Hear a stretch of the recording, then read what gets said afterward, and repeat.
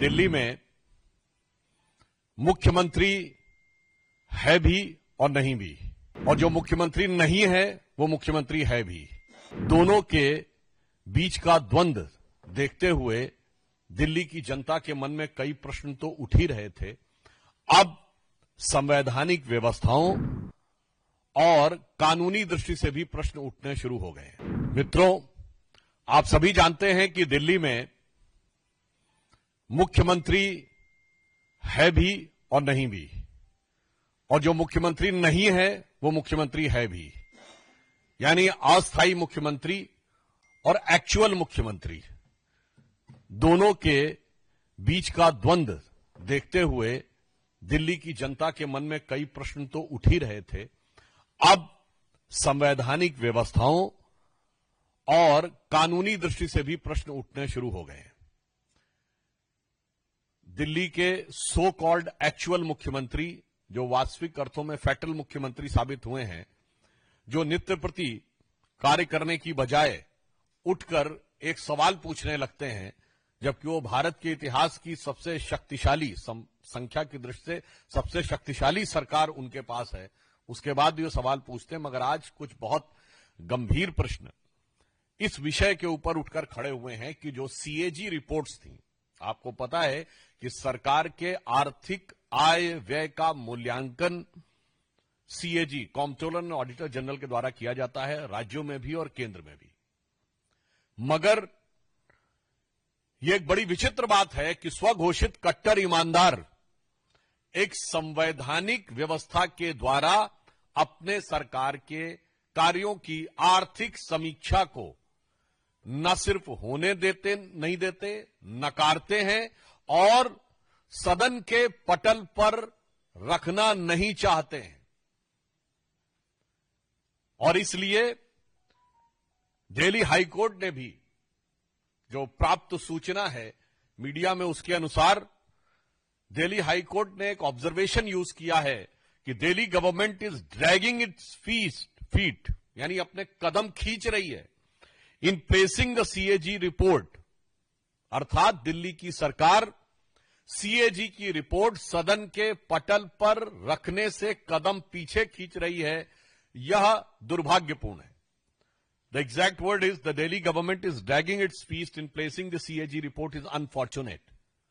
तो मुझे लगता है कि अब यह बात और भी स्पष्ट हो जाती है कि दुर्भाग्यपूर्ण स्थिति सिर्फ विकास कार्यों में नहीं दिख रही है। दुर्भाग्यपूर्ण स्थिति सिर्फ पर्यावरण में, सड़कों पे, जल भराव में और सरकारी व्यवस्थाओं में ही नहीं दिख रही है, संवैधानिक व्यवस्था में भी अब यह दुर्भाग्यपूर्ण स्थिति दिखने लगी है। इससे पूर्व करीब अक्टूबर के महीने से लेकर आज तक तकरीबन 1 दर्जन सीएजी की रिपोर्ट्स हैं, जो आर्थिक समीक्षा की रिपोर्ट्स हैं दिल्ली सरकार की, जिसे कि दिल्ली के विधानसभा के पटल पर नहीं रखा गया है, जिसको लेकर प्रश्न पूछे गए हैं और न्यायालय के द्वारा भी यह प्रश्न उठाए गए हैं। और बहुत मजेदार बात यह है कि स्वघोषित कट्टर ईमानदार के द्वारा संचालित सरकार में दिल्ली के विधानसभा सेक्रेटेरिएट ने 11 जनवरी को, इसी 11 जनवरी 2025 को यह कहा है, there is no use of tabling the reports, यानी कोई आवश्यकता नहीं है रिपोर्ट्स को टेबल करने की। जबकि हमारे 7 विधायकों ने इस विषय को लेकर लिखित प्रतिवेदन विधानसभा अध्यक्ष को दिया कि जो जो सरकार की आर्थिक समीक्षा की रिपोर्ट्स आ रही हैं उन्हें सदन के पटल पर क्यों नहीं रखा जा रहा है। मगर मैंने कहा ना, स्वघोषित कट्टर ईमानदार अपनी सरकार की आय व्यय का लेखा रखने को आवश्यक नहीं मानते, जबकि न्यायालय उसको दुर्भाग्यपूर्ण मान रहा है। इससे यह साफ हो जाता है कि ये एनार्किस्ट तो है ही, यह आपदा तो थी ही, आर्थिक आपदा भी है, राजनीतिक आपदा भी है, विकास की आपदा के साथ साथ अब आम आदमी पार्टी की सरकार में संवैधानिक आपदा भी है।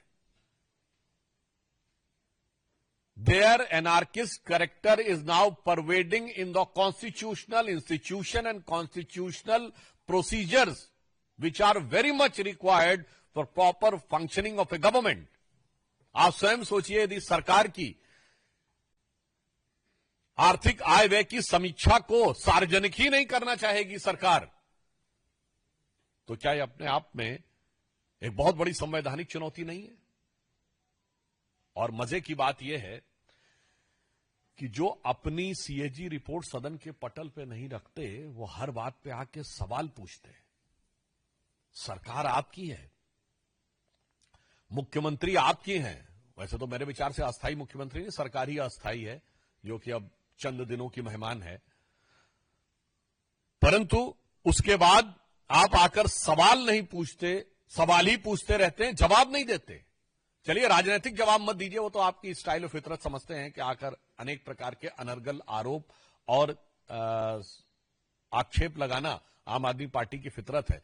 परंतु मैं आपसे कहना चाहता हूं, जो आपकी संवैधानिक अपरिहार्यता है, जो आपका संवैधानिक कर्तव्य है, उसका आप जवाब देने से कब तक बचने का प्रयास करते रहेंगे, यह मैं केजरीवाल जी से पूछना चाहता हूं।